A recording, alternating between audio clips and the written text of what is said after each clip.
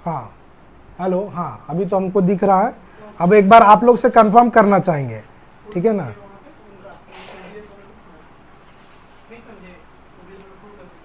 हाँ सोनू कुमार लिखे थे साउंड क्लियर नहीं आ रहा है सर, वॉइस क्लियर नहीं। अब हम थोड़ा सा माइक को चेंज किए हैं, तो आप एक बार हमें कमेंट करके बताइए कि क्या साउंड क्लियर।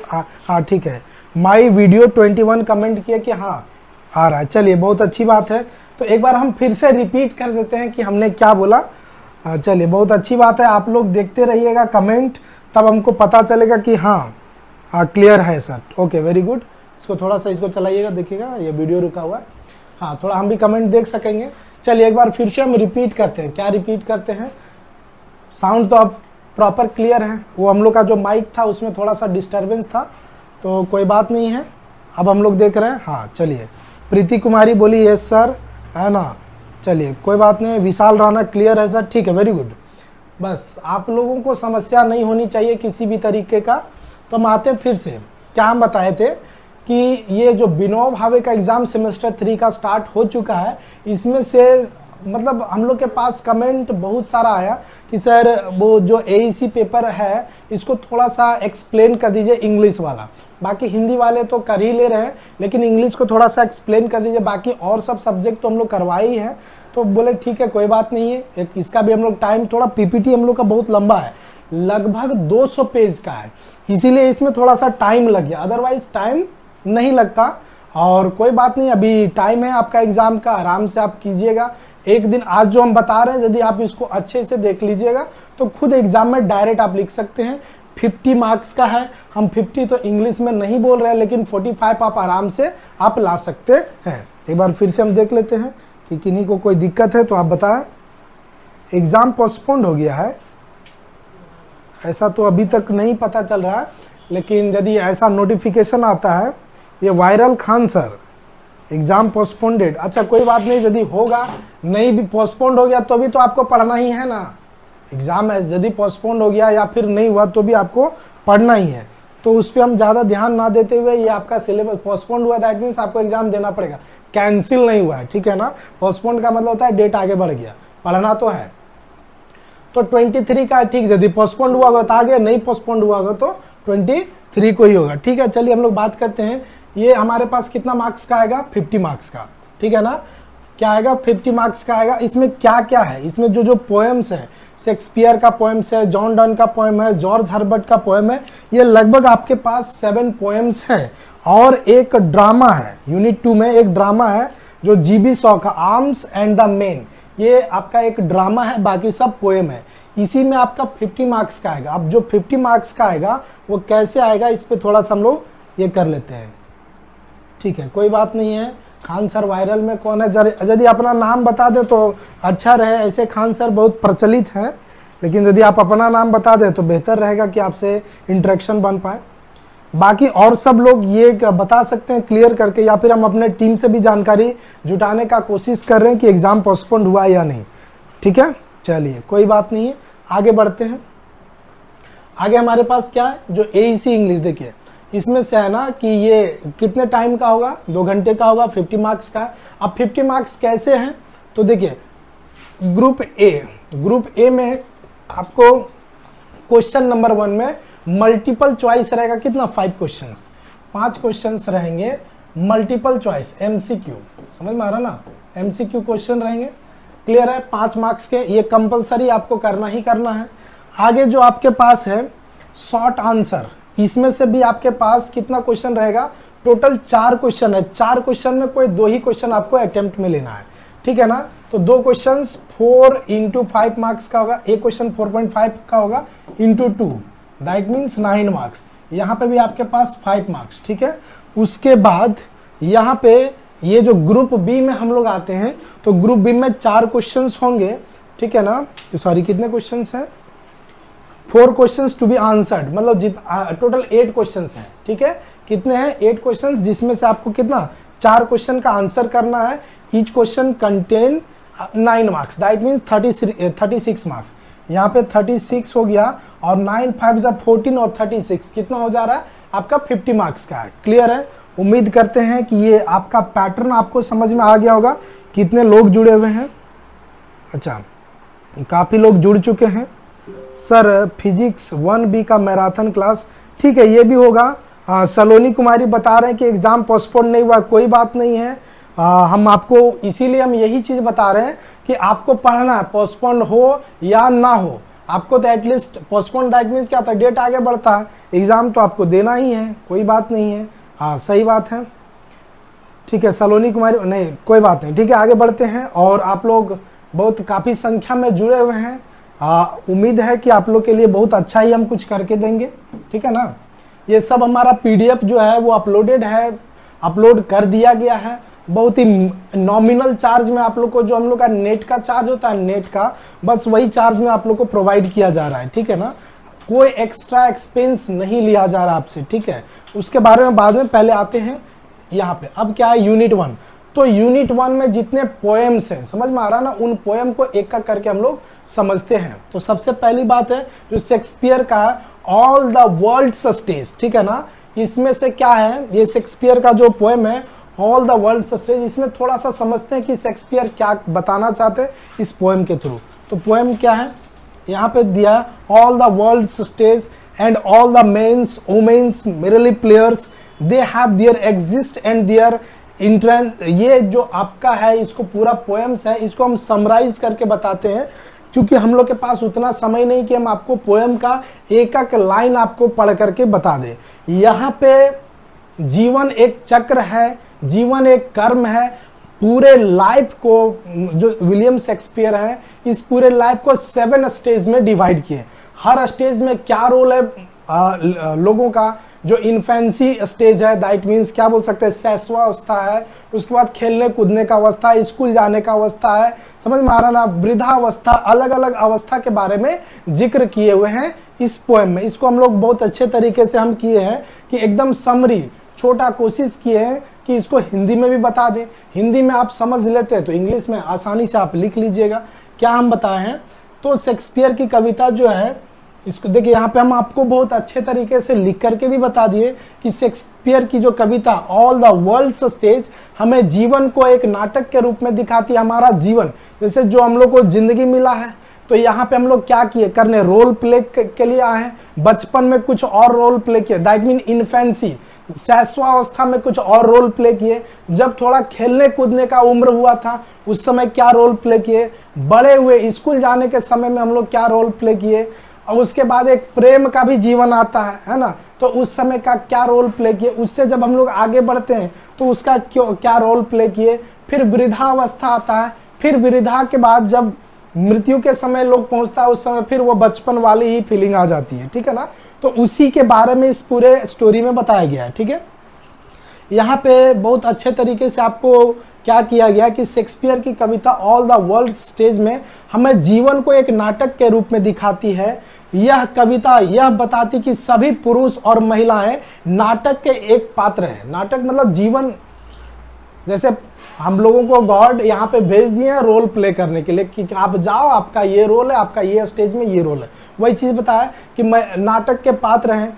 इस नाटक में हर किसी को एक समय पर प्रवेश और निकास होता है, और एक आदमी अपने जीवन में कई भूमिकाएं निभाता है। वही चीज़ हम बताएं कि हर एज में, हर स्टेज में हम लोगों की अलग अलग भूमिकाएं होती है। तो देखो इसमें से 7 चरण बताए गए हैं, ठीक है ना। 7 फेज के बारे में बताया गया है। तो पहला फेज जो है इन्फेंसी है ना, पहला जो शिशु है, इसको आप इन्फेंसी भी बोल सकते हैं, क्योंकि आप इंग्लिश में लिखिएगा तो उस समय आप शिशु तो लिखिएगा नहीं, इन्फेंसी एज होता है। देखिए यहाँ पे सब कुछ दिया गया है, ठीक है ना। आप यदि इस पोएम को अच्छे तरीके से पढ़ लीजिएगा तो आपका हो जाएगा। तो पहला जो इन्फेंसी, इस चरण में क्या होता है, इस स्टेज में एक बच्चा जो अपने नर्स की गोद में रोता है और उल्टी करता है ना, जन्म के समय का बात किया गया। दूसरा है जो स्कूली छात्र है ना, स्कूली मतलब बचपन हो गया, उसके बाद हम लोग क्या करते हैं, स्कूल भेजने का भी एक स्टेज आता है, स्कूली छात्र। इस समय क्या करता है, बच्चा अब स्कूल जाने वाला है, जो अपने बस्ते के साथ स्कूल जाने में आलस करता है, और सुबह के समय उसकी चेहरा चमकाता है। देखो बच्चा कोई भी है, स्कूल जाने से, अब के बच्चे टैलेंटेड हो गए हैं, अब तो स्कूल जाना चाहते हैं। क्यों? क्योंकि अब स्कूल में उसको इन्वायरमेंट मिल रहा है खेलने कूदने का। बच्चा एक फ्लैट में कैद है तो उसको और बच्चे नहीं मिल पाते तो वो स्कूल जाना चाहता है, लेकिन पहले ऐसा नहीं था। पहले क्या था कि स्कूल में क्या होती थी, बच्चे थोड़ा सा स्कूल जाने से कतराते थे, और ये स्टेज होता है, एक अवस्था होता है जहाँ पे बच्चे चाहते हैं कि हम स्कूल ना जाएं। ठीक है, तो ये स्कूल स्टेज है। ज़्यादा हम डिटेल में जाएंगे तो लगभग हमारे पास 200 पेज का PDF है, ये समय पे कंप्लीट नहीं हो सकेगा। बहुत अच्छे तरीके से आपको दे दिया गया। तीसरा जो है प्रेमी चरण है, इसमें से क्या होता है ना कि यह युवा प्रेम में होता है, जो अपने प्रेमिका के बाहों के लिए एक उदास गीत गाता है और दिल से आहें भरता है। समझ में आ रहा ना, मतलब ये क्या बोल सकते हैं, एक एडोलेसेंस का एज होता है जहाँ पे बच्चे क्या करते हैं, लव में चले जाते हैं। हाँ, और अपोजिट अट्रैक्शंस भी होता है, यही एज में होता है। इसके बाद जो चौथा एज है ना, चौथा एज में हमारे पास क्या, सैनिक एज। यह चौथा, देखिए 3 स्टेज तक बता दिए, चौथा सैनिक है। अब यह व्यक्ति एक सैनिक बन जाता है जो अजीबो गरीब के कस्मों के साथ होता है और तेंदुए जैसी दाढ़ी होती है, जो पोएम में है। लेकिन कविता क्या कहना चाहता है उसके बारे में, अपना इज्जत के लिए लड़ता, अपना मान सम्मान प्रतिष्ठा की बात होती है इस एज में। ठीक है ना, यहाँ तक कि वह अपने झूठी प्रतिष्ठा की तलाश में, आदमी चाहता है मतलब मान सम्मान के लिए, एकदम झूठी प्रतिष्ठा के लिए है नहीं, लेकिन चाहता वो इस स्टेज में होता है, तो अच्छी बात है। फिर जो अगला है 5वां न्यायाधीश, समझ में आ रहा है ना, जुडिशियल्स। इस चरण में व्यक्ति एक न्यायाधीश बन जाता है और मतलब हर चीज को क्या करता है ना कि वो सोचता है समझता है। क्या है, ठीक है, नहीं ठीक है, जो इम्पोर्टेंट है सर वो उनके लिए उनको पढ़ा दिया। हाँ ठीक है, अच्छा हाँ, और क्या बता रहे हैं मुझे, अट्रैक्शन, ये क्या लिखे हैं, राज रोशन। कोई बात नहीं, सबका एक स्टेज आता है और सबके साथ ऐसा होता है। जो एडोलेसेंस के एज के बारे में हम बताएं, कोई बात नहीं, सबके साथ होता है, आपके साथ नहीं है तो अच्छी बात है कि आप अच्छे मुकाम पे पहुंचने का कोशिश कीजिएगा, डिस्ट्रैक्शन से हटिएगा। डिस्ट्रैक्शन आपके पास नहीं आएगा तो आप बहुत कम समय में अच्छे जगह पे पहुंच जाइए, कोई बात नहीं है। हाँ, और ये हमारे पास कहाँ पे, ये जो न्यायाधीश है, अब एक ऐसा स्टेज आता है जहाँ पे लोग खान पीन रहन सहन उसके बारे में जज करने लगते हैं कि नहीं, हमको ऐसे रहना, ऐसे खाना, ऐसे पहनना, ऐसे समाज में। ये वो स्टेज होता है कौन, 5वां। छठा जो बूढ़ा आदमी, अब बूढ़ा हो जाता है, चश्मे थैले, है ना। अब जब बूढ़ा हो जाता है तो अपना युवा के बारे में सोचता है कि कैसे हम अपना जीवन बिताए थे, है ना, एक उसके बारे में। और जो 7वां स्टेज है जिसको बोला जाता है अंतिम अवस्था, समझ में आ रहा ना, तो अंतिम अवस्था में, यह अंतिम चरण में यह व्यक्ति एक बार फिर बच्चों की जैसा हरकत करता है, एकदम लगभग। जब बूढ़ा हो जाता है ना आदमी, तो बोला जाता है कि बूढ़ा और बच्चा ये दोनों का मन एक ही जैसा होता है। थोड़ा सा पानी पी लेते हैं, गला सूख रहा है, चूंकि काफी लंबे समय तक हमको अभी वीडियो में लाइव रहना है ना।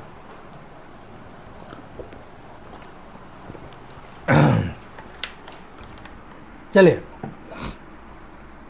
सर, जो जो इम्पोर्टेंट है उसको पढ़ा दिए। हाँ, सब इम्पोर्टेंट ही करवाया गया है, सारा इम्पोर्टेंट ही बताया गया कैसे एग्जाम में लिखना है। एक बार स्टोरी को आप समझ जाइए, ज़्यादा नहीं, बहुत कम ही PDF है। एक बार आप इसको पढ़िएगा, बहुत अच्छे से एग्जाम आप क्वालिफाई कर जाइएगा। और इम्पोर्टेंट तो हम लोग देते ही हैं, हम बहुत ज़्यादा नहीं बता रहे हैं, बस आपको एक्सप्लेन कर रहे हैं, समझा दे रहे हैं, ठीक है ना। हाँ, ये क्या था, हम अंतिम अवस्था के बारे में बात कर रहे हैं। मतलब इस समय ना कि बूढ़ा जो और बच्चा में कोई अंतर नहीं होता है। इसको भी बहुत अच्छा अच्छा खाने पीने का मन करता है, मोटा मोटी देखिएगा दांत उत सब झड़ जाता है, चश्मा आ जाता है ना। तो वापस बच्चा जब होता है उसमें दांत नहीं होता है, बूढ़ा भी होता है उसमें दांत नहीं होता है। मतलब दोनों का लगभग अजीबो गरीब का नाटक करता है और इसके बाद मनुष्य का अंत हो जाता है। ओवरऑल हम इस पोएम को यदि इस तरीके से बताएं तो काफी समय लगेगा, लेकिन एक पोएम को बता दिए ताकि आप बहुत अच्छे तरीके से समझिएगा। अभी देखिए इसमें क्वेश्चन किस टाइप का पूछता है, और यदि आप पोएम को इसी तरीके से समझें तो बहुत आसानी से आप आंसर दे सकते हैं। अब इसमें से ये जो कविता में है क्या कि इस कविता में शेक्सपियर ने जीवन को एक मंच का दिखाया है ना, कि यदि आपका जन्म हुआ है तो आपको क्या क्या रोल प्ले करने हैं, किस किस स्टेज में क्या रोल प्ले करने, जहां हर व्यक्ति अपनी भूमिका निभाता है और अंततः इस दुनिया से विदा ले लेता है। बात समझे ना। अब क्वेश्चन पूछने का टाइप देखिए, according to this poem how many stages are there in a men's life. Very simple है, अभी हम 7 स्टेज के बारे में बताएं तो यहाँ पे देखिए क्या क्या ऑप्शन में दिया, 5 6 7, तो आपके पास क्या आ जाएगा 7, समझ में आ रहा ना। अब यहाँ पे नेक्स्ट आपके पास क्या बोला है, what is the first stage of a man's life according to this poem, बताएं, इन्फेंसी है ना, ठीक है, तो यहाँ पे दिया, हाँ इन्फेंट दिया हुआ है, तो सॉरी ये तो नहीं है, इसको इरेज करते हैं, ये जो बचपन का काल है ना, शैशवावस्था, ये आपके पास दिया है, ठीक है ना। अगला बताए, in the second stage how does the school boy go to school, कैसे, तो स्कूल बॉय जो जाता है वो अच्छे से हंसी खुशी तो जाता है नहीं, तो आपके पास क्या दिया है, हैप्पीली दिया है, क्विकली दिया है, स्लोली लाइक अ स्नेल ये दिया है, रनिंग, तो एकदम आराम से जाता है, जाने का उतना है उसको इच्छा नहीं करता है, समझ में आ रहा है ना। चलिए वेरी गुड, वाह, बताते जा रहे हैं, आंसर भी बताते जा रहे हैं। चलिए सर इंग्लिश सेंटेंस में समझा दीजिए, हाँ चलिए वेरी गुड, ये किनका है, अविनाश कुमार। देखिए हम क्या किए हैं आपको दिखाएं, ये इंग्लिश पोएम है, समझ में आ रहा ना। अभी लगभग 7 पोएम है, सातों, आपका एग्जाम कब है, परसों है, आप हिंदी में उसको समझ लीजिए खुद, आप उसको इंग्लिश में कन्वर्ट कर लीजिए। यदि हम लाइन बाय लाइन इसको बताते जाएं तो शायद पॉसिबल नहीं है कि हो सकेगा, तो हम कोशिश क्या कर रहे हैं कि आपके माइंड में स्टोरी डाल दे रहे हैं, ठीक है, बायलैंग्वेज स्टोरी डाल देते हैं। आप अब इस स्टेज पे, इस लेवल पे हैं कि यदि आपको स्टोरी समझ में आता है तो आप क्वेश्चन लिख सकते हैं, है ना। चलिए, तो अविनाश कुमार आपका जो डाउट होगा इंग्लिश सेंटेंस में, अब सिर्फ हम ये जो स्टोरी है ना, इसका पोएम को हिंदी में लिखे, बाकी सब कुछ इंग्लिश में ही है। देखिए क्वेश्चंस इंग्लिश में है।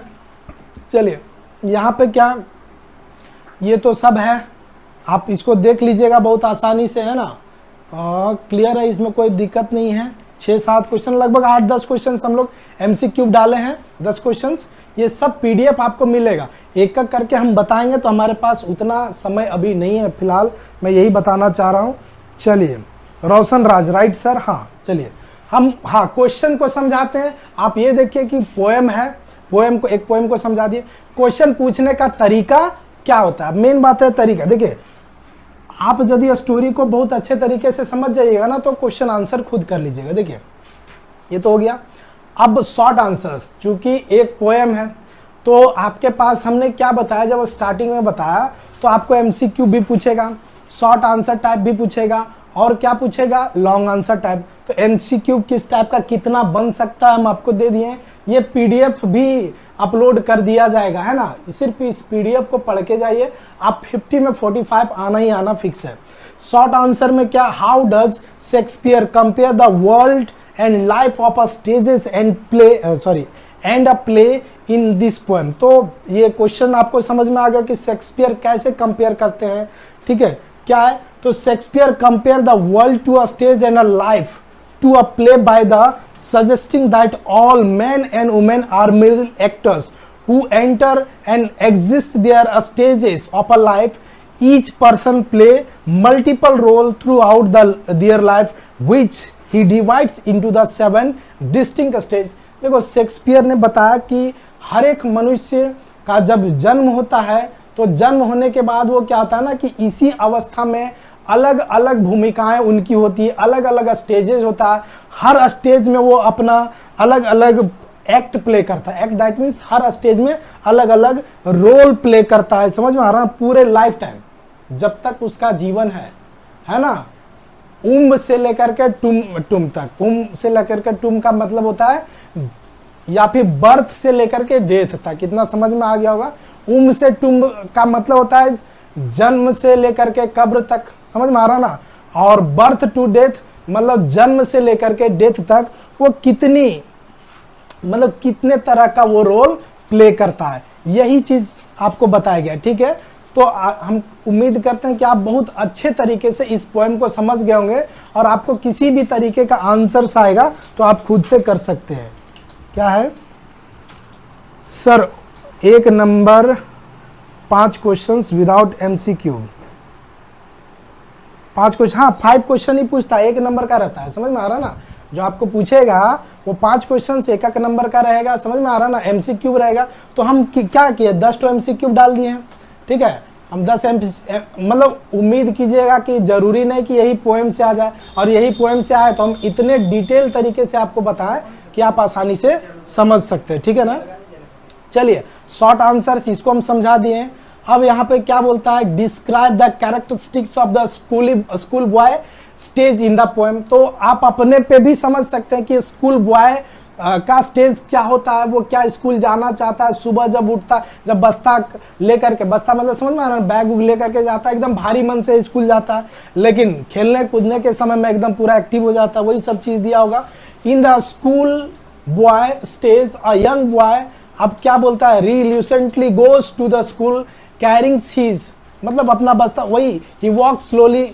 सिंपल सा बात हम आपको इतना डिटेल में ना बता करके क्या बताएं कि जब स्कूल जाने का बारी होता है तो एकदम बहुत स्लो, खेलने कूदने का बारी रहता है तो एकदम मस्त खुश रहता है, ठीक है ना। नेक्स्ट है, what does the lover do in their third stage of a life according to the poem. अभी एक बोले कि सर हम 19 साल के हो गए हैं, ठीक है, लेकिन हमको लव अफेयर ऐसा कुछ नहीं हुआ। तो हम फिर से आपको रिपीट करते हैं कि आप बहुत सही स्टेज पे हैं, आप जीवन के उस स्टेज पे हैं जहां पे आप सफलता आपके बहुत नजदीक है। यदि ऐसा कुछ है तो आप बहुत तरक्की कर जाइएगा, ठीक है। चलिए आगे बढ़ते हैं। तो ये सब क्वेश्चंस हैं, समझ में आ जाएगा। टोटल लगभग हम लोग 500-700 छोटा क्वेश्चंस भी डाले हुए हैं। लॉन्ग आंसर देखिए, हम सिर्फ ये क्वेश्चन को पढ़ेंगे तो आपको आसानी से समझ में आ जाएगा। क्या समझ में आएगा कि describe in detail the 7 stages of a man's life as depicted in a Shakespeare poems all the world stage. समझ में आ रहा ना, ये 7 स्टेज के बारे में आपको लिखने के लिए बोला। हम आपको फिर से रिपीट करते हैं, लॉन्ग आंसर में आप स्टोरी समझ जाइए, क्वेश्चन कुछ भी पूछा आंसर आपको वही लिखना है। बात समझ में आ रहा ना। तो ये जो है ना, ये जो क्वेश्चन पूछा इसी में सारा आंसर है। 7 स्टेज बता देना। पहला स्टेज क्या, इन्फेंसी, एकदम शैशव अवस्था, बच्चा का अवस्था।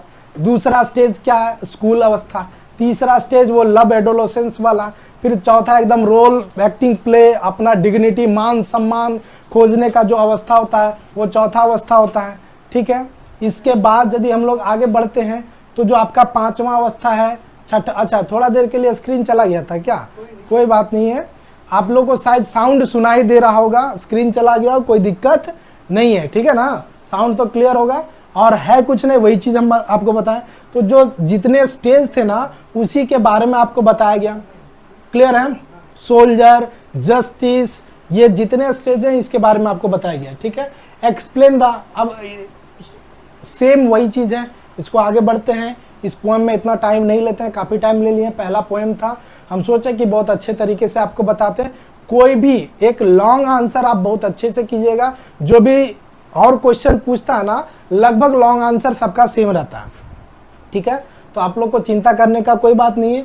दूसरा जॉन डॉन्स, ये hymn to God, hymn to God the Father. Hymn का मतलब क्या होता है, समझ में आ रहा ना, भजन, प्रार्थना करता है ना, भगवान से ये प्रार्थना करता है कि ये जो जॉन डॉन्स जो राइटर है, ये भगवान से प्रे करते हैं कि हे प्रभु, हम जितना पाप किए हैं उसको क्या कीजिए, हमको माफ कर दीजिए। वही 2-3 पैराग्राफ है, समझ में आ रहा ना, कि वो ये बोलते हैं।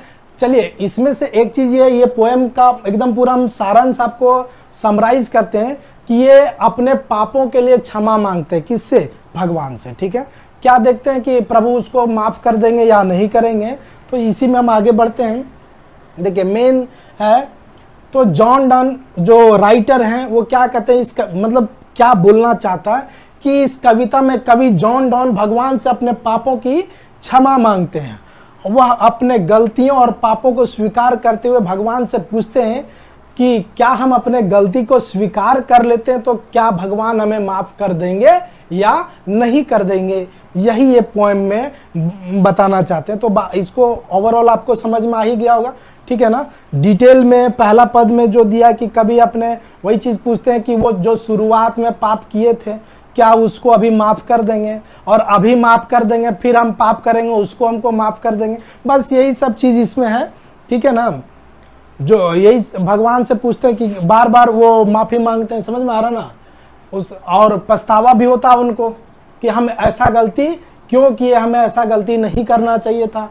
दूसरा पद में कवि पूछते हैं कि क्या भगवान उनके पापों को माफ करेंगे जिसमें उन्होंने दूसरों को पाप करने के लिए प्रेरित किया हो। देखो, पाप सिर्फ अपने करने से नहीं, आप दूसरे को भी प्रेरित कीजिएगा पाप करने के लिए तो वो भी पाप है। भगवान क्या उसको माफ करेंगे कि नहीं, दूसरे पद में वो है। तीसरे और अंतिम पद में कवि स्वीकार करते हैं कि उनके पास एक और पाप है जो मृत्यु के बाद का डर है ना, मृत्यु के बाद के डर का, समझना कि जब हमारी मौत हो जाएगी तब हमारे साथ क्या होगा, यह भी एक पाप ही है। ये कभी अपने हिसाब से सोचते हैं तो क्या भगवान उसको माफ करेंगे कि नहीं, वही सब चीज़ें उनके अंदर डर है कि जब उनके जीवन समाप्त हो जाएगा तो वह किनारे पे खो जाएंगे और भगवान से प्रार्थना करते हैं कि हे प्रभु हमें सब माफ कर दीजिएगा, है ना।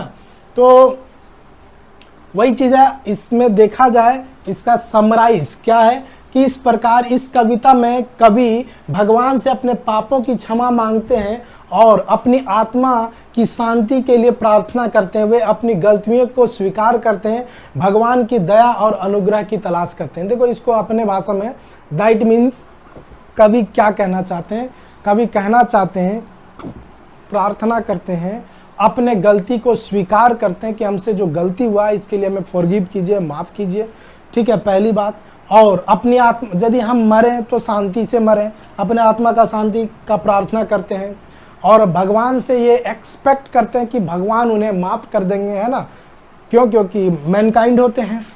तो बस यही चीज़ है।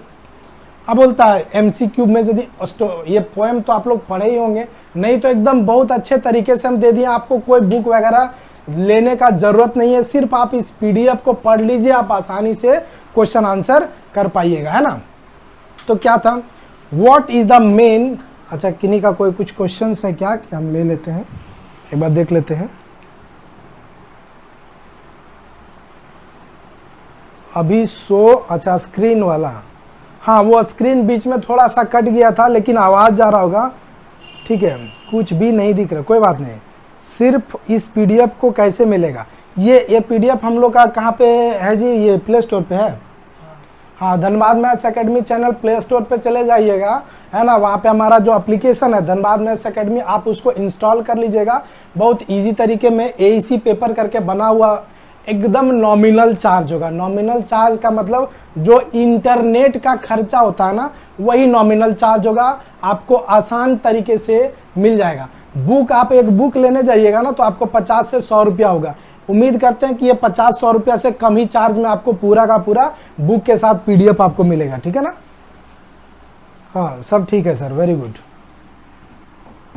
चलिए आगे बढ़ते हैं। तो what is the main theme of a John Donne's poem, मतलब क्या है मेन थीम, क्या है, ये भगवान से प्रार्थना क्यों करते हैं, नेचर, लव, तो ये क्या, रिपीटेंस एंड फॉरगिवनेस, वॉर, तो ये सब तो है नहीं, वो माफ़ी मांगते हैं कि हम जो गलती किए उसके लिए हमें क्षमा किया जाए, बस यही है। तो अब देखा जाए, in the poem what does John Donne ask to God to forgive, क्या है, सिन, यहाँ पे क्या मतलब अपने पापों को माफ करने के लिए बोलते हैं, समझ में आ रहा ना। सिन का मतलब क्या होता है, पाप होता है, समझ में आ गया ना, उम्मीद करते हैं समझ में आ रहा होगा। तो ये आपका और 2-4 तो MCQ है, ठीक है, लगभग 10 MCQ सब में हम लोग दिए हैं। ये 10 MCQ से एक भी आपका बाहर नहीं होगा। सर माइनर पेपर फिजिक्स का भी करवा दीजिए, हाँ सब होगा। माइनर पेपर शायद हम एक बार अपने टीम से हम जान लेंगे कि इसी में इंग्लिश में ही सारा माइनर पेपर का शायद आपको मिलने वाला, और नहीं मिलेगा तो उसका भी अलग से एक वीडियो कर देंगे, ठीक है ना। आप लोग बस इसी तरीके से आप लोग देखिए कि आप लोग का जो भी क्वेरी है आप हमें, ये हुआ वीडियो नहीं दिख रहा है हमको, क्या हुआ वीडियो नहीं दिख रहा, किसको नहीं दिख रहा, हसीन मलिक, ऐसा क्या सबको प्रॉब्लम है क्या, वीडियो नहीं दिख रहा है, वीडियो तो दिख रहा है जी, हम लोग को चल रहा है ना। आप एक बार क्लोज करके वापस आ जाइए, आपको वीडियो दिखेगा, ठीक है, दिख रहा, हाँ पूजा पंडित बोले दिख रहा है, चलिए वेरी गुड, कोई बात नहीं है, आगे बढ़ते हैं। जिनको जो डाउट होगा तुरंत हमको ये, हाँ राज रोशन दिख रहा है sir, all are good, very good, कोई बात नहीं। माइनर पेपर का कोशिश करेंगे कि हम लोग प्रोवाइड करवा दें। फिलहाल आगे बढ़ते हैं बच्चों। तो क्या है हमारे पास कि शॉर्ट आंसर, हमने क्या बोला कि हर पोएम में आपको लगभग 10 MCQ दे ही देंगे, 4-5 ठो शॉर्ट आंसर, 2-3 ठो लॉन्ग आंसर, क्लियर हो जाएगा। ठीक है, अब यहाँ पे है how does Donne's express his fear of a sin in this poem. सब आपका एक एक करके डिटेल में दिया हुआ है, क्योंकि हमारे पास उतना अभी समय है नहीं जो आपको क्लियर तरीके से बता सके, लेकिन यहाँ पे दिया हुआ है, आप पढ़ सकते हैं इजी तरीके। हाँ, लॉन्ग आंसर में हम बार बार बोलते हैं कि आप एक लॉन्ग आंसर, एक ही लॉन्ग आंसर बहुत अच्छे तरीके से पढ़ लीजिए, उस पोएम को आप लिख लीजिएगा। ठीक है ना, तो लॉन्ग आंसर क्या है, डिस्कस, क्या दिया है, discuss the structure and form of hymn to God the Father and how it contributes to the poem's themes. समझ में आ रहा ना, ये बताएं ये जो पोएम्स है इसके बारे में कि कैसे भगवान पापों को कैसे माफ करेंगे। इसके ये स्क्रीन, हाँ स्क्रीन आ रहा है ना, कोई बात नहीं, ठीक है, वो चलिए, हाँ ये तो दिख तो रहा है सबको, कोई दिक्कत नहीं है। सर ऐसे बाहर नहीं, इसे बाहर, हाँ देखो आज तक, अभी तो हम नहीं बोलते हैं, अभी तक जितना पढ़ाए हैं इसे बाहर तो नहीं आया है। अब आपका किस्मत, लेकिन हम 99%, 100% का गारंटी तो कोई नहीं ले सकता है, तो 99% जो पॉसिबिलिटी रहता है आप उसको 100% ही मान के चलिएगा, है ना। 99% आपका यहीं से आने वाला। अब देखिए, आप सेमेस्टर 3 में ग्रेजुएट हैं, हमने आपको क्या बोला, आप स्टोरी को समझ लीजिए। हो सकता है क्वेश्चन पूछने का तरीका चेंज कर दे, आंसर आपको वही लिखना है। एक बड़ा क्वेश्चन कर लीजिए, क्वेश्चन पूछने का तरीका चेंज कर दे, आपको आंसर वही लिखना है, कोई दिक्कत नहीं है। तो आगे बढ़ते हैं, ये जो बड़ा है, बड़ा बड़ा पोएम है, एक कोई क्वेश्चन आप इसको देख लीजिएगा, है ना, आसानी से हो जाएगा। अब अगला जो पोएम है जॉर्ज हर्बर्ट जो द पुली, है ना, इसमें से क्या है, ये पोएम को बहुत अच्छे तरीके से हम बताते हैं, इसका भी हम लोग यहाँ पे दिए हैं, है ना। अब क्या ये पुली, इसके बारे में थोड़ा सा समझते हैं कि ये पोएम में क्या कहना पड़ता है। When God at first made men, having a glass of a blessing standing by the letter said, the pour on him all weekends, let the world's rich which dispersed lie contact into the sperm। देखो मतलब फिर से ये poem आ गया, इसमें हम वही चीज बताएंगे कि ये जो जॉर्ज हर्बर्ट हैं, इन्होंने बताया कि भगवान जब मनुष्य को बना रहे होंगे ना, बड़ा खूबसूरती, मतलब सब कुछ प्रदान कर दिया, है ना, A to Z, दिमाग दे दिए, खूबसूरती दे दिए, अकल दे दिए, समझ में आ रहा ना, सब कुछ दे दिए, लेकिन क्या नहीं दिए, विश्राम नहीं दिए। समझ में आ रहा ना, वह बस ये पोएम में वही कहना चाहता है। तो वही चीज हम बताते हैं कि क्या बोला है, कि इस कविता को क्या बोला गया, कि इस कविता को जॉर्ज हर्बर्ट ने बताया कि जब भगवान ने पहले मानव को बनाया तो उसने बहुत सारी आशीषें उसके पास रखी। आशीषें दैट मीन्स भगवान ने सोचा मानव की सभी भौतिक और आध्यात्मिक गुण दे देंगे। समझ में आ रहा ना, मतलब फिजिकल, ठीक है, और स्पिरिचुअल नॉलेज, ताकत, समझ में आ रहा ना, ये सब तो आप लोग जानते हो, सुंदरता, बुद्धि, सम्मान, ये सब कुछ देने के बाद भगवान ने एक बहुत बड़ा गुण छोड़ दिया, जिसको क्या बोला गया, रेस्ट। क्या बोला गया, रेस्ट। समझ में आ गया, तो रेस्ट नहीं दिया, बहुत अच्छा किया। समझ में आ रहा, तो देखो वही चीज बोलता है कि भगवान ने सोचा अगर मानव को रेस्ट करने का एकदम आशीर्वाद दे देंगे ना, तो वो सब काम करने छोड़ करके क्या करेगा, सिर्फ और सिर्फ रेस्ट करेगा। क्योंकि अभी का आदमी जो है ना, वो बहुत ही कोढ़िया हो गया, कामचोर हो गया, है ना, वो कुछ करना चाहता है नहीं सिवा रेस्ट के। इंग्लिश का भी वीडियो ही, इंग्लिश का ही तो वीडियो चल रहा है sir. AEC Asif Hussain, AEC English Indian literature का वीडियो और प्लेलिस्ट बना हुआ, आप वहां से जाकर के दे, ये AEC का चल रहा है, समझ में आ रहा ना, हाँ क्लियर है ना। तो आगे बढ़ते ही AEC 2 का चल रहा है, उसका भी प्लेलिस्ट बना हुआ है, उसको भी हम लोग डिटेल में कर देंगे, ठीक है। हाँ, तो अब क्या बोला, भगवान ने सोचा कि अगर मानव को रेस्ट करने का एकदम आशीर्वाद दे देते हैं ना, तो वो सब जितना है, सब सुंदरता, बुद्धि, ये सब रेस्टे में खो जाएगा, जो आज के समय में हो रहा है। समझ में आ रहा, तो ये पोएम यही बताना चाहता था। भगवान दोनों ही हार जाएंगे। इसलिए भगवान ने सोचा कि विश्राम मतलब रेस्ट करने का आशीष ना दी, मतलब ब्लेसिंग आशीर्वाद ना दिया जाए, केवल अन्य सभी गुणों को दिया जाए। समझ में आ रहा ना। अब देखो सिंपल सा बात है, यदि मतलब सब कुछ दे करके आपको कुछ नहीं करने दिया जाए तो आप भगवान को याद कीजिएगा? नहीं याद कीजिएगा। तो वही भगवान सोचे कि यदि मनुष्य को हम सब कुछ दे करके आपको काम भी नहीं करने के लिए बोले तो रेस्ट में चला जाएगा, तो हमको खोजेगा नहीं। समझ में आ रहा ना। हमसे उसको कोई मतलब नहीं, भगवान को पाने की उसकी चाहत नहीं होगी, बस इसीलिए रेस्ट नहीं दिया। शायद वही बताना चाहता है।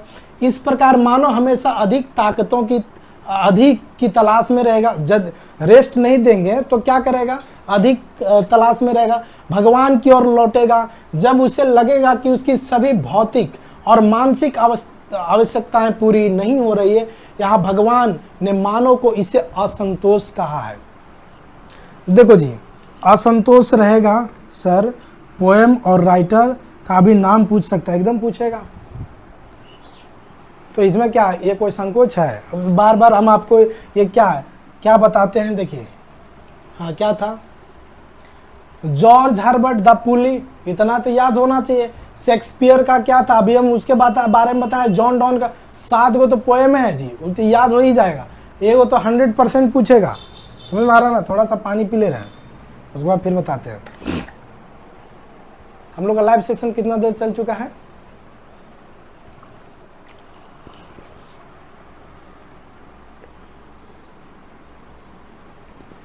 चलिए अभी कोई टाइम नहीं हुआ, अभी आराम से हम लोग करेंगे। अभी लगभग 42 पेज है, लगभग 200 पेज है। हाँ 200 पेज है, हम लोग को धीरे धीरे एक एक करके बढ़ते हैं, ठीक है। हाँ कहाँ पे आते जी? वो क्या बोले कि किन का क्वेश्चन था कि पूछेगा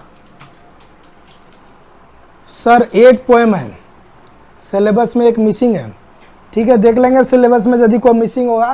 देखिए 7 पोएम आप उसको करके कोई 2 ही तो आपको लिखना है। समझ में आ रहा है ना। यदि 8 भी होगा, ये सर थैंक्स, मज़ा आ रहा आपका क्लास में, राइट, ठीक है, बहुत बढ़िया। ऐसे ही कमेंट करते रहिए तो थोड़ा सा और एनर्जी आएगा। सुबह से क्लास ले रहे हैं, अलग अलग कॉमन पेपर का क्लास ले रहे हैं। समझ में आ रहा ना। अलग अलग यूनिवर्सिटी का ले रहे हैं, ठीक है। तो थोड़ा सा थके हुए हैं, आप लोग का इसी तरह का सपोर्ट चाहिए, तब अंदर से और एनर्जी आता है, ठीक है ना। सर आप पढ़ाते हैं बड़ा मस्त है, वेरी गुड, कोई बात नहीं है। चलिए आगे बढ़ते हैं।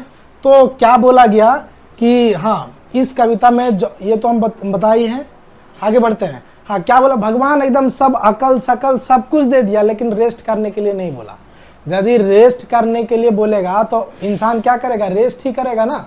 फिर उसको और कोई चीज़ पाने का डिजायर खत्म हो जाएगा। देखो अभी हम लोग के पास क्या है, मान लो किसी तरीके से वो साइकिल व्यवस्था हो गया, तो उसके बाद हम लोग चाहते हैं मोटरसाइकिल का व्यवस्था हो जाए, उसके बाद वो कार छोटा मोटा हो जाए। समझ में आ रहा है। उसके बाद बढ़िया महंगा कार, उसके बाद हम लोग सीधा चार्टर्ड प्लेन पे सोचते हैं। फिर इंडिया मतलब समझ में आ रहा है ना। मतलब डिज़ायर हम लोग का धीरे धीरे बढ़ते जाता है ना। अब क्या है कि हर ख्वाहिश को पूरा करने के लिए हम लोगों को भगवान को भी याद करना पड़ता है। और यदि मान लो कोई ख्वाहिश ही ना रहे तो भगवान को क्यों याद करें? तो भगवान सब कुछ सोच समझ करके बनाया है ना। वही चीज़ है, वही बोलता है कि भगवान ने सोचा अगर मानव को सब कुछ दे देंगे ना तो हमारा पूजा वूजा करने छोड़ देगा। अब मानव अपने घमंड में रहेगा। ऐसे भी अभी तो मानव तो काफ़ी घमंड में रहते हैं। समझ में आ रहा ना। आगे बढ़ते हैं। क्या दिया हुआ है देखिए, ये तो बता ही दिए। इस प्रकार ये भी बता ही दिए। इस कविता में ये जो फाइनल इसका जो सारांश है, इसके बारे में हम बात करते हैं। क्या है कि इस कविता में भगवान ने मानव के प्रति दया और उसकी योजना को दर्शाया है, जिसमें उन्होंने मानव को एक ऐसा गुण ना देकर उसके जीवन में हमेशा एक कमी बनाए रखा है, जिससे वह अंततः ईश्वर की ओर लौटेगा। तो हमेशा कुछ ना कुछ कमी होना चाहिए। सब कुछ मिल जाएगा तो पाने की तमन्ना क्या होगी? कुछ तो ऐसा भी होता है जिसको पाने की तमन्ना रहनी चाहिए, है ना। चलिए हाँ, ब्लाइंडनेस सब है। ये जो जॉन मिल्टन का पोएम है वो भी हम GB शॉ सब है, भी सब धीरे धीरे बताएंगे, ठीक है ना। तो इसमें भगवान के अनुसार एक शायर हमको याद आ रहा है कि कुछ ख्वाहिशें अधूरी भी होनी चाहिए गालिब, वरना जिंदगी जीने का मजा ही क्या है ना। तो बस भगवान भी वही किए हैं, कुछ ख्वाहिश को अधूरा रखे हैं, तब कम से कम उसको पाने के चाहत में आप आगे बढ़ सकते हैं। समझ में आ रहा ना? चलिए, वेरी गुड। अब आगे बढ़ते हैं। आगे क्या है? हाँ, इसका एमसीक्यू है, what is the main theme of the pulley. Pulley का मेन थीम क्या है? तो देखिए, पहला क्या है? The creation of universe, the nature of a divine blessings, the important of a क्या है? Material wealth, the human struggle for the survival. देखिए किसका किसका आंसर आ रहा है। ठीक है, किसी का आंसर आ रहा है? सर ये पीडीएफ में है पर सिलेबस में मिसिंग है। कौन? जीबी सोवाला। आर्म एंड द मैन एक हाँ ठीक है जी, है, सब है, कुछ नहीं छूटेगा, सब क्लियर है, आप लोग को चिंता करने का कोई बात नहीं है। देखिए, तो इसमें से क्या? The nature of a divine blessing. समझ में आ रहा ना? कौन सा है? The nature of divine blessing. Clear है? सबका आंसर भी लिखा हुआ है एकदम पीडीएफ में, तो एकदम टकाटक आगे बढ़ते हैं, है ना? कोई दिक्कत नहीं है बच्चों। चलिए, कितना इसमें से भी 10 एमसीक्यू डाला गया। हमारा टारगेट है 10 एमसीक्यू देना ही देना। आप सिर्फ स्टोरी को, जो स्टोरी हम दिए इंग्लिश में और हिंदी में भी कर दिए, ताकि आपको समझने में कोई दिक्कत ना हो। स्टोरी आप समझ लीजिएगा, आप उस स्टेज में हैं कि आप खुद से इसका आंसर्स कर सकते हैं। अब देखिए, what does the pulley symbolise in the poem. Pulley क्या बताना चाहता है, किस चीज का सिंबल है? समझ में आ रहा है ना? तो इतना तो बता चुके हैं, समझ में आ रहा ना? In this poem the pulley symbolise the divine mechanism और play by the God, by which God ensure that human remains spiritually aware and seeking. It represents the idea that by withholding the gift of the rest, God create a sense of a restless in human. बोलता है कि सब कुछ दे करके एक चीज नहीं दिया। वो क्या नहीं दिए? रेस्ट करने की इजाजत नहीं दिए हैं। कौन नहीं दिए हैं? तो गॉड नहीं दिए। समझ में आ गया होगा। दूसरा है, समझ जाएंगे क्या है? Why did God choose not give man to gift अभी रेस्ट। क्यों नहीं उसको रेस्ट करने के लिए दिए? क्योंकि आदमी भगवान को नहीं खोजेगा जी। समझ में आ रहा ना? अपने आप में महान समझेगा, यही सब चीजें। चलिए, लॉन्ग आंसर्स बार बार हम बोलेंगे कि एक लॉन्ग आंसर आप कर लीजिएगा, आपका आंसर वहीं से आ जाएगा। चलिए, कुछ लोग आंसर्स भी दे रहे हैं। ठीक है, वेरी गुड। चलिए, इसी तरीके से आगे बढ़ते रहिएगा तो हो ही जाएगा काफ़ी। चलिए, नेक्स्ट है लॉन्ग आंसर्स भी 4-5 हम लोग देते हैं। कितना है? 5 लॉन्ग आंसर्स है। अब ऑन हिज ब्लाइंडनेस, ये कौन बोल रहे थे कि ये हमारे सिलेबस में नहीं है जी? सब सिलेबस में है। हाँ, देखिए, जॉन मिल्टन साहब है जी, सब दिया हुआ है, टेंशन आप लोग को नहीं लेना है। समझ में आ रहा ना? A to Z। किन्हीं को कोई दिक्कत है तो अभी अब आप हमसे बात कर सकते हैं। ठीक है, हम आपको बहुत अच्छे तरीके से देख पा रहे हैं।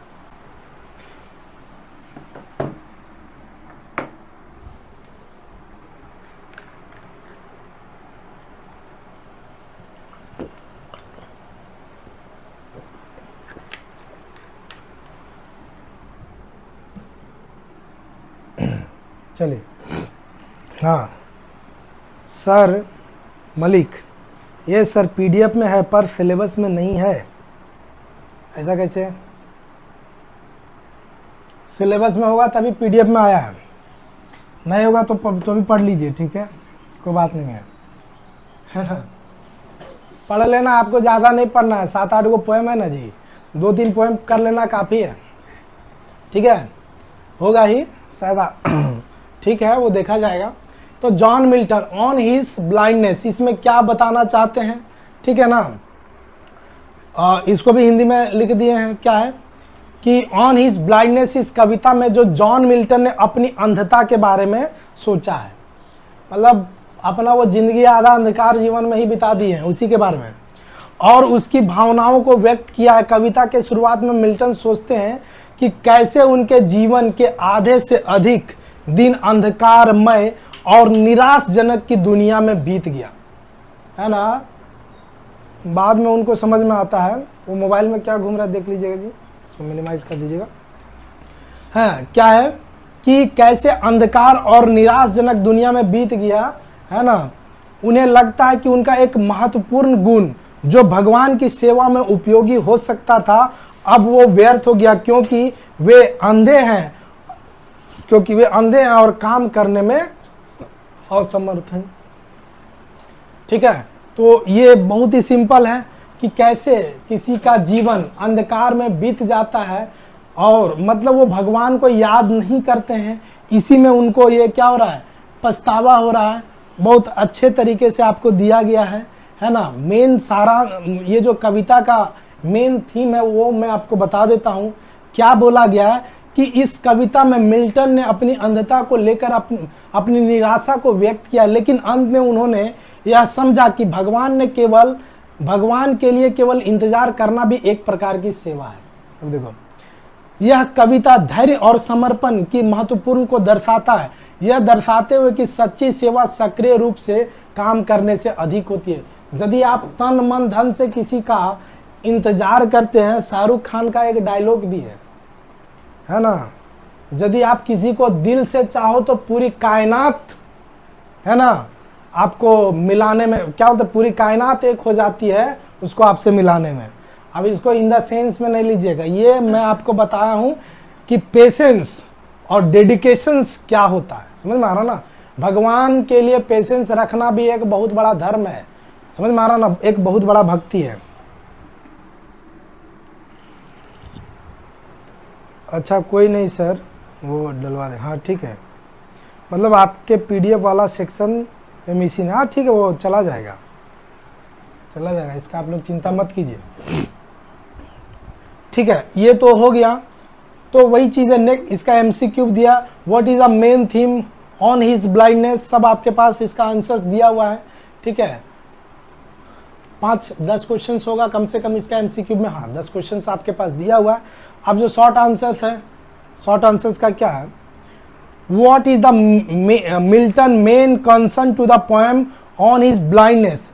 कोशिश कीजिएगा, एक चीज और हम बता दे रहे हैं, हमारे पीडीएफ का पहला लॉन्ग आंसर और पहला शॉर्ट आंसर ही आने का संभावना ज्यादा है, इसलिए हम उसको बता रहे हैं। ठीक है ना, आप जरूर इसको पढ़ के जाइएगा, नहीं तो बाद में एग्जाम दे करके आने के बाद जो पछताइए कि ओ काश सर पढ़ लिए रहते, काश हम सर के प्ले स्टोर पे जा करके सिर्फ अपना नेट का चार्ज पे करके हम पीडीएफ खरीद लिए रहते। हम चाहते हैं कोई भी स्टूडेंट पे बर्डन ना हो। ठीक है ना, इतना जो हम लोग अरेंज करते हैं ना, काफ़ी बर्डन होता है, एक टीम वर्क काम करता है, समझ में आ रहा ना, एक टीम वर्क काम करता है, काफ़ी इसमें स्ट्रगल करना पड़ता है।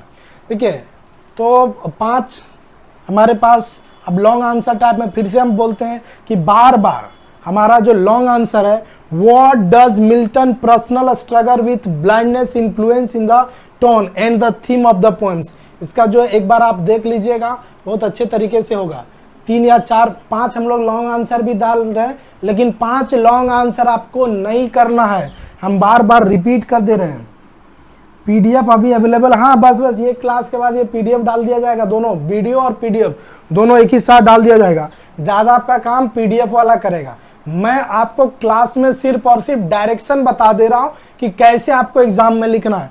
जैसे यहाँ पे अभी हम क्या बोले, यहाँ पे अभी हम बोले कि आपको क्या करना है, स्टोरी बहुत अच्छे से पढ़ना, एक लॉन्ग आंसर कर लेना है, शॉर्ट आंसर उसी में हो जाएगा, एमसीक्यू स्टोरी से हो जाएगा, लॉन्ग आंसर कुछ भी पूछे, एक जो लॉन्ग आंसर है उसी को लिखना है।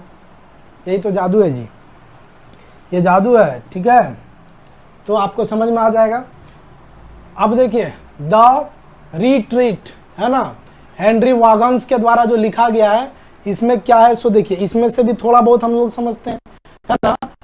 ये जो हेनरी वागन अपने बचपन की मासूमियत और स्वर्गीय स्थिति के यादों को लेकर के विचार करते हैं। वो अपने बचपन में वो कितने भोले मासूम थे, जब वो बड़े हो जाते हैं ना तब बाद में उसको पता चलता है। ठीक है, ये सबको ऐसे ही पता चलता है। तो आगे हम लोग आते हैं, क्या है कविता का विवरण, क्या है कि वागन कविता की शुरुआत में बचपन के दिनों को याद करते हैं, जब वे अपने एंजल इन्फेंसी में होते थे। वे बताते हैं कि उस समय वे पूरी तरीके से खुश थे और पवित्र थे, जैसे स्वर्ग में रहते थे। मतलब एकदम बच्चा स्वर्ग में कोई चीज़ का टेंशन नहीं, उसी तरह से बचपन में भी कोई चीज़ का टेंशन नहीं। लेकिन कभी यह भी बताते हैं कि वे पहले इस धरती पे आने से पहले स्वर्ग में थे। हाँ, और स्वर्ग की खुशियों को जानने के बाद अब वे इस जीवन के बारे में सोचते हैं, वे याद करते हैं कि बचपन कितना सरल और आनंदमय था। अब जब वो बड़े हो गए हैं तब यह सब उनको यादों की तरह लगता है। क्यों? क्योंकि जब बड़े हो गए हैं तो जिम्मेवारियां आ गई, दुनिया को समझ में आ गया। बचपन में ऐसा कुछ नहीं था। अब जो संघर्ष का दुनिया आ गया, स्ट्रगल करना पड़ रहा है, जीविका पार्जन करना पड़ रहा है, इसीलिए वो अपना बचपन को याद करते हैं। ये सबको याद करता है। अभी भी आप लोग याद करते हैं जब अपने से छोटे बच्चों को देखते हैं, 3-4 तो नहीं, वो 2-3 साल के बच्चों को देखते हैं, कितना खुश होते हैं कि कोई तरह का उसको टेंशन नहीं। हम लोग को कितना पढ़ना पड़ रहा है, एईसी पेपर भी पढ़ना पड़ रहा है, 4-5 गो और कॉमन पेपर पढ़ना पड़ रहा है ना। तो ये सब बहुत तरह का टेंशन आप लोग को रहता है। चलिए आगे बढ़ते हैं। एमसीक्यू इसका दिया हुआ है, बहुत सारा हमारे पास इसका प्लेलिस्ट बना हुआ है, तो उतना टाइम हमारे पास है नहीं। शॉर्ट आंसर देखिए, क्लियर है। ये सब पीडीएफ मिलेगा, ऐसे ऐसे पास कर दे रहे हैं। दैट मीन्स ऐसा मत सोचिएगा कि हमको यहीं से स्क्रीनशॉट लेना है। ये वीडियो के नीचे आपका एकदम पीडीएफ मिलेगा डिस्क्रिप्शन में, ठीक है। आपको एप्लीकेशन पे भी मिलेगा, हम लोग का टेलीग्राम चैनल पे भी मिलेगा। लेकिन क्या होगा, ये पेड होगा। पेड में फिर से रिपीट करते हैं, कोई खास चार्ज नहीं होगा, उतना तो आप लोग पे कर ही सकते हैं ना। सर पीडीएफ अभी, अच्छा ठीक है, और तो अभी कोई कमेंट नहीं आया। चलिए ध्यान से देखिए। फाइनली जो एक हम लोग का अभी तो अब लगभग पोएम हम बता दिए, समझा दिए। एक हम लोग का जो आर्ट है, ड्रामा है, हम उस पे जाते हैं। देखिए द रेनबो है, इसको भी है ना, इंद्रधनुष, मतलब ये इसके बारे में बताया गया है। इसका सब आपको क्वेश्चन आंसर करवाया गया है, ठीक है। हाँ देखिए आप लोग देख लीजिए, सब पोएम है ना, जो भी है द सेकेंड कमिंग, सब ये आपका स्टोरी में है। सबको हिंदी में बताया गया, सबका शॉर्ट आंसर, लॉन्ग आंसर करवाया गया है। तो लगभग अब उतना हमारे पास टाइम, अच्छा ठीक है। रॉबर्ट, इसका भी हमारे पास है। चलिए आगे बढ़ते हैं। Short answer type, long answer type. हाँ यूनिट 2, इसके बारे में थोड़ा सा हमको ध्यान देना था। यूनिट 1 में जितना भी 7 पोएम है, 8 पोएम है, कोई बोल देते 8 पोएम है, यदि होगा तो आप लोग देख लीजिएगा, लगभग पोएम आपका कवर करवा दिए। यूनिट 2 में जो GB saw, arms and the man, कौन बोल रहे थे कि ये नहीं है, जरा हमको बताइए। क्या जीबी सॉ का स्टोरी नहीं है, arms and the men's? Arms and the man, चलिए कमेंट करके हमको बताइए।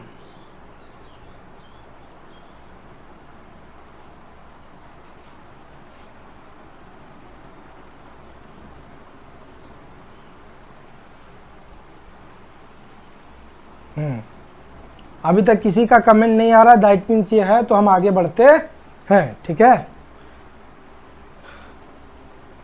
चलिए एक ड्रामा है, इसको देखिए, बहुत अच्छा यहाँ पे दिया हुआ है, हमारे टीम के द्वारा जो बनाया गया है। क्या बोला गया है, एकदम बहुत अच्छा लिखा गया कि ये ड्रामा है, ये आपको पूरा पढ़ना है।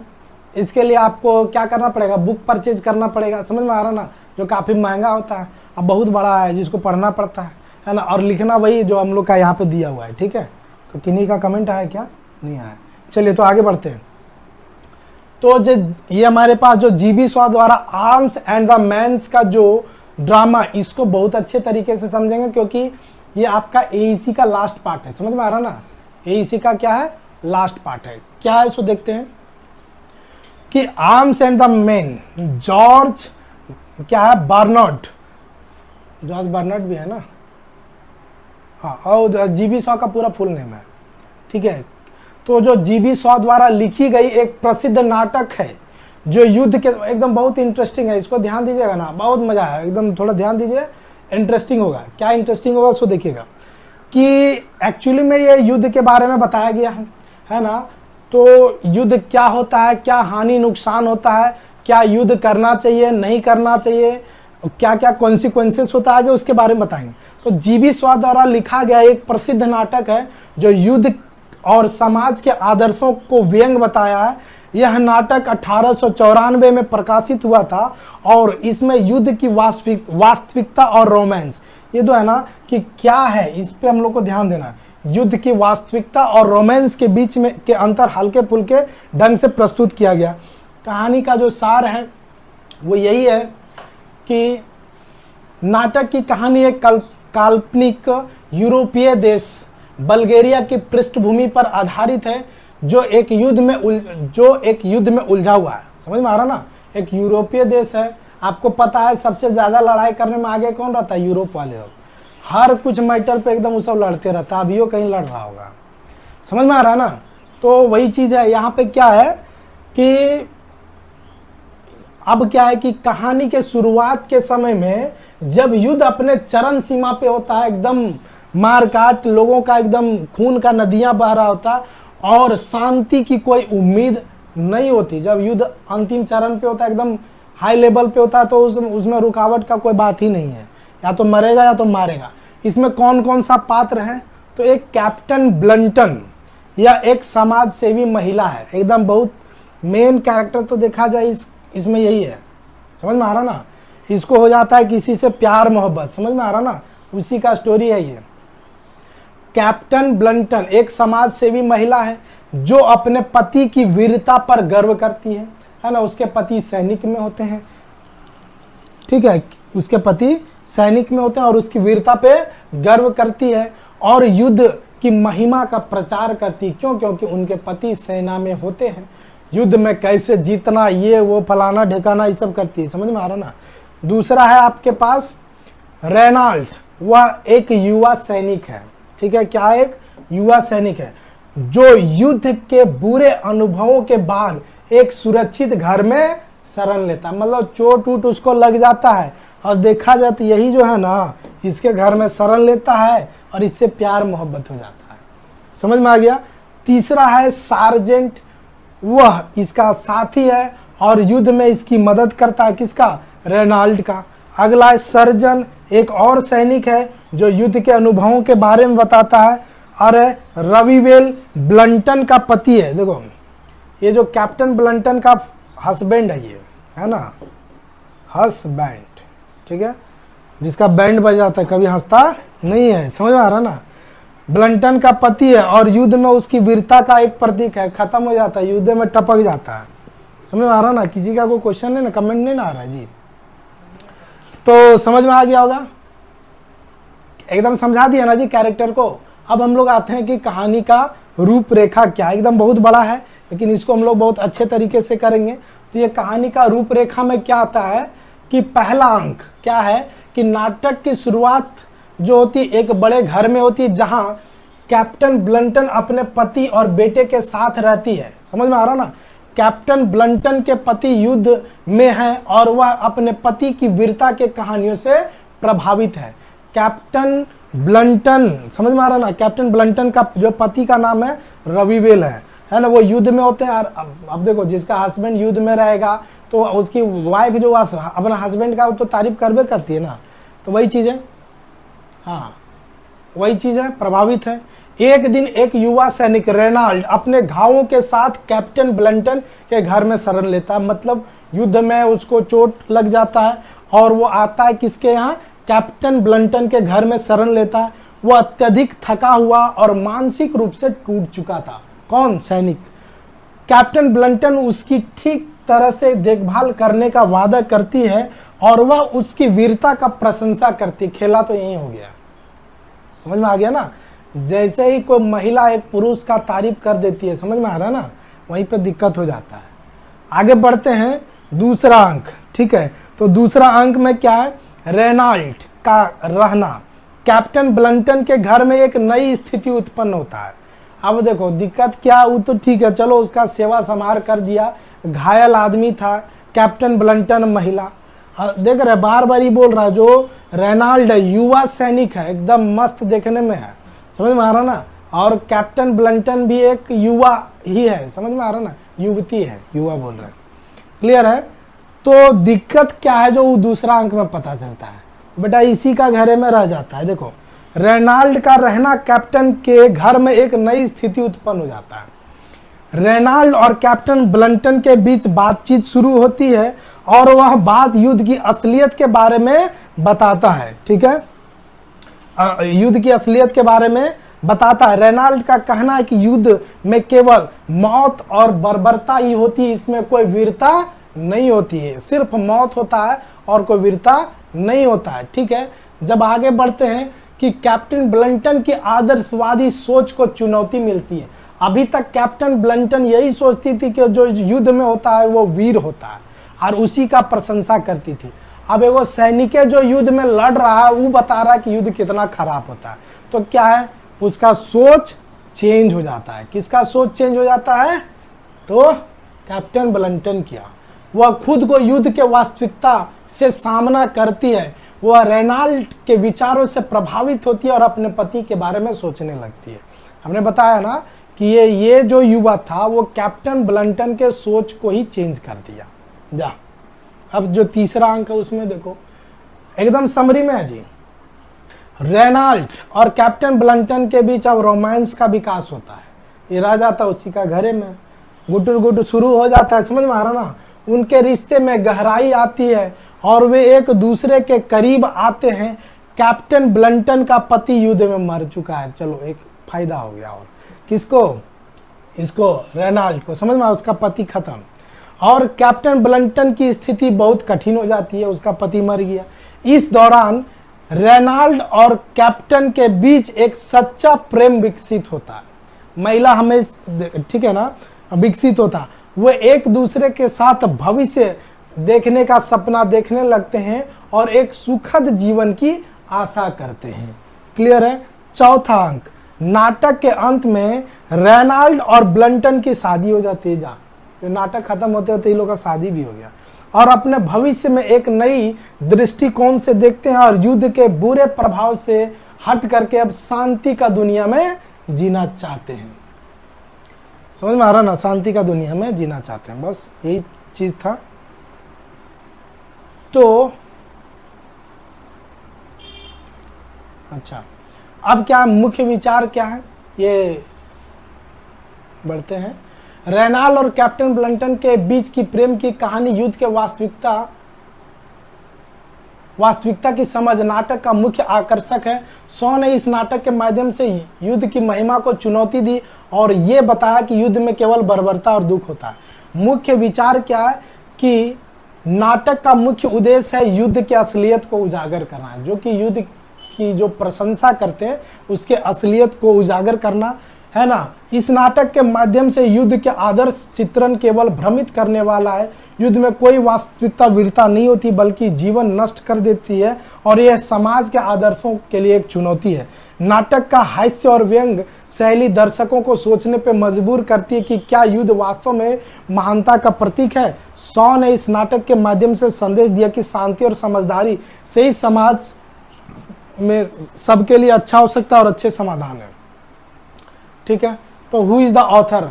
अभी कोई एक पूछ रहे थे कि ऑथर उथर पूछता है क्या, तो देखो सब पूछता है। समझ में आ रहा ना। बिजनेस स्टैटिक्स का पीडीएफ सब मिलेगा, आप लोगों को टेंशन नहीं लेना, बस आप लोग क्वेरी भेजिए, हम लोग यहाँ से खोजेंगे और डालेंगे। समझ में आ रहा ना। देखिए एमसीक्यू है लगभग, ये तो थोड़ा नाटक था तो इसमें से ज़्यादा एमसीक्यू दिए हैं, लगभग 30 दिए हैं, शॉर्ट आंसर भी दिए हैं, ठीक है ना। इसमें जो लॉन्ग आंसर भी दिए हैं, आप एक लॉन्ग आंसर आप कर लीजिएगा तो बहुत अच्छे तरीके से कर पाइएगा। अब आपको ये कहाँ पे मिलेगा, ये जो हमारा पीडीएफ है, तो ये धनबाद मैथ्स एकेडमी का जो प्ले स्टोर पे आप एप्लीकेशन कर लीजिएगा। कहाँ पे? जो प्ले स्टोर में,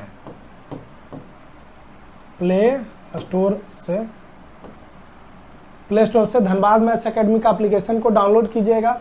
वहाँ पे ये कोर्स को, ये पूरा पीडीएफ को अच्छे तरीके से दिया गया। फिर से हम आपको क्या बता दिए, एकदम नॉमिनल चार्ज होगा, है ना।